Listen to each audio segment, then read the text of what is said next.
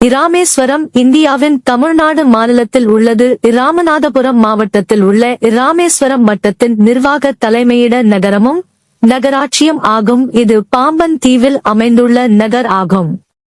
தீபகற்ப பகுதியுடன் பாம்பன் பாலம் இத்தீவை இணைக்கின்றது. இங்கிருந்து இலங்கையின் மன்னார் தீவு 50 கிமீ தொலைவில் உள்ளது. சென்னை மற்றும் மதுரையிலிருந்து வரும் தொடர்வண்டிகளுக்கான முனையமாக இராமேஸ்வரம் அமைந்துள்ளது. வாரணாசிக்கு இணையான புனித வழிபாட்டு தலமாக இராமேஸ்வரமும் இந்துக்களால் கருதப்படுகின்றது. இந்தியாவின் 4 திசைகளில் உள்ள சார்தாம் எனப்படும் 4 புனித தலங்களில் இதுவும் ஒன்றாகும்.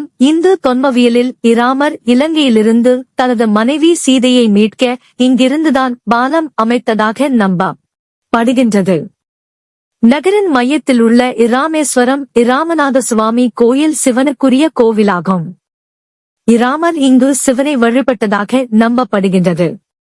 இக்கோவில் இந்து சமயத்தின் பிரிவுகளான சைவம் வைணவம் இரு சமயத்தினருக்கும் முதன்மையாக உள்ளது. இலங்கையை அடைய மிக அண்மையான துறையாக இராமேஸ்வரம் உள்ளது. புவியியல் சான்றுகளின்படி ராமசேது பாலம் இரு நாடுகளுக்கும் இடையே நிலவழி இணைப்பாக முற்காலத்தில் இருந்துள்ளது. சுற்றுலாவும் மீன்வளமும் முதன்மை பணி வாய்ப்புகளாக உள்ளன. வரலாறு இராமேஸ்வரத்தின் வரலாறு இராமநாத சுவாமி கோவிலையும் இலங்கை செல்வதற்கான வாயிலாக இருந்ததையும் மையமாக கொண்டுள்ளது.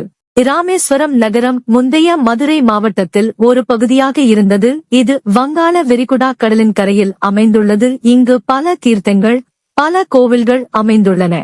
உலகில் மிக நீண்ட பிரகாரம் என்ற பெருமையே இந்த கோவிலுக்கு உண்டு. இந்தியாவின் முன்னாள் ஜனாதிபதி அப்துல் கலாம் இங்குதான் பிறந்தார்.